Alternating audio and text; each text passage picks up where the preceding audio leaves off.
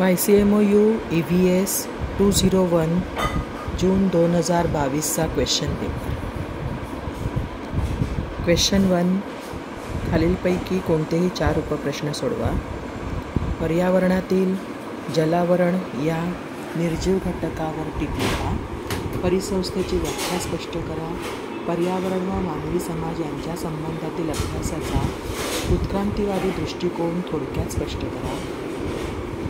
तंत्रज्ञानातील बदलांमुळे पर्यावरणावर होणाऱ्या परिणामांमुळे निर्माण होणाऱ्या 5 समस्या लिहा. औद्योगिकरण व नागरीकरण यातील परस्पर संबंध स्पष्ट करा. वाहतुकीद्वारे होणारे प्रदूषण व त्याचे परिणाम विशद करा.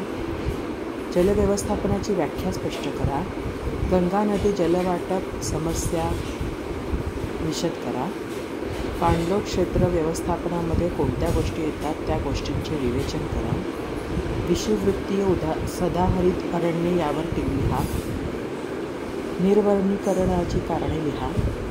नैसर्गिक भूगर्भजल प्रदूषणाची 5 उदाहरणे लिहा. अंधश्रद्धा निर्मूलन चळवळीचे योगदान लिहा.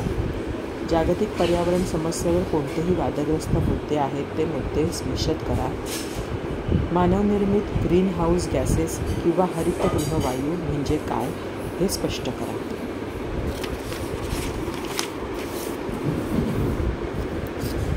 हवामान बदल या मुद्द्यावरील 2ऱ्या जागतिक हवामान परिषदेतील प्रोटोकॉलमध्ये कोणते मुद्दे आहेत ते मुद्दे लिहा. पाळीव प्राणी व वनस्पतींमधील जैविक विविधता सविस्तरपणे विशद करा.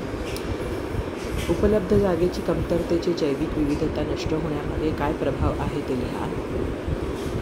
आर्थिक व्यवस्था व धोरणे यांचा जैविक विविधता नष्ट होण्यामध्ये काय प्रभाव आहे ते स्पष्ट करा.